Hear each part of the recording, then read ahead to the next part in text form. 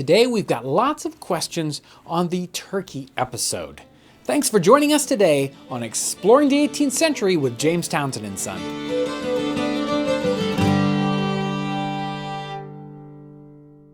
We've got a lot of great questions and some wonderful, wonderful comments. I want to thank everyone out there, all you viewers, for commenting and giving us some wonderful encouragement. Thank you so much.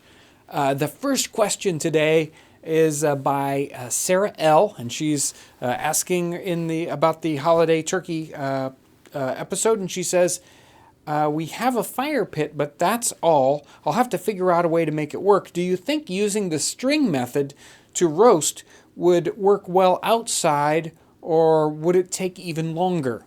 Well, if it's cold outside, I imagine it definitely would take a good bit longer because the back side of the meat, as it's rotating around the fire, is going to cool down more if you're in a cool environment than if you're in a warmer room. But it's still going to work. It definitely will take longer, but I think it's worth a try. It's a really fun way to cook. William Higgins has an interesting question, but people have asked it before. He says, I'm curious about the area you cook in, especially the hearth area. How well does it deal with smoke?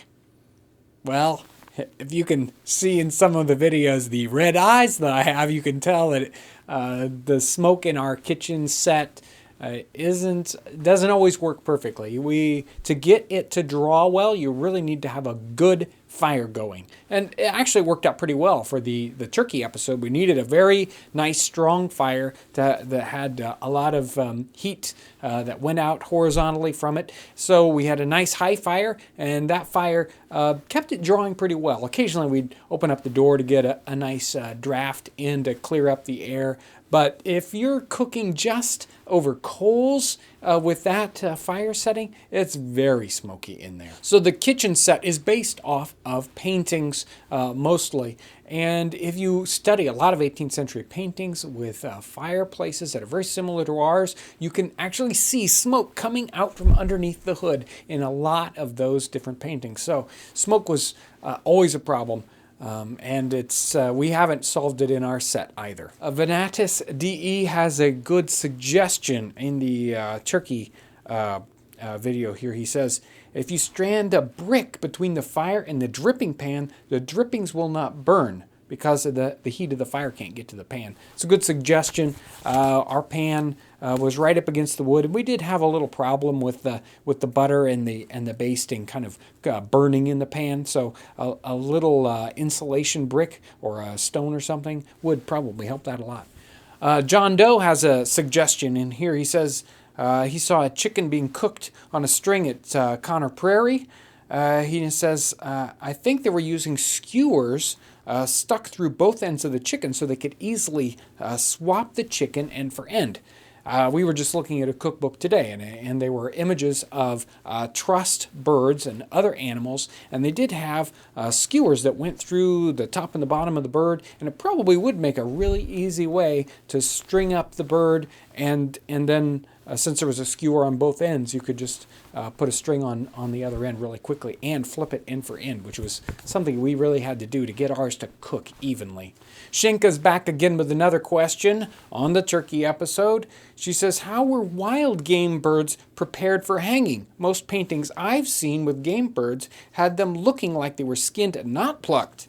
You know, we did some digging real quick. I looked at paintings. Most of the ones I saw, the birds weren't plucked at all. They were just sitting there, game birds kind of hung up in still lifes. So, but we did some digging in some of the English cookbooks, and they all seem to suggest that you wanted the skin on for various purposes, either for stuffing or for other reasons. So I haven't seen any references to skinned birds, game birds or not yet, in 18th century text. If anybody out there has a good information or any information on 18th or even 19th century skinning of the birds for cooking, I would be interested in seeing that. I'm sure everyone would.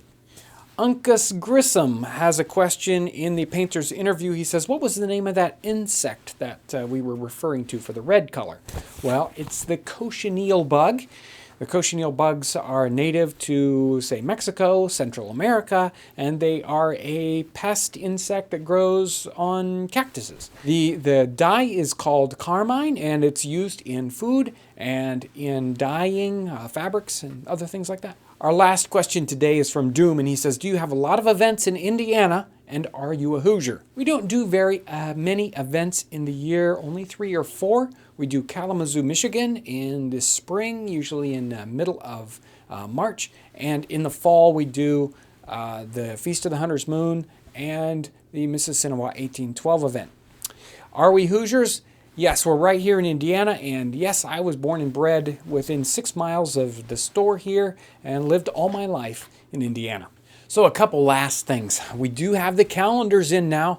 They're available. They're great. It's all full of our favorite 12 recipes. Kevin's taken some beautiful pictures, and it's a great calendar here with lots of yummy stuff in it.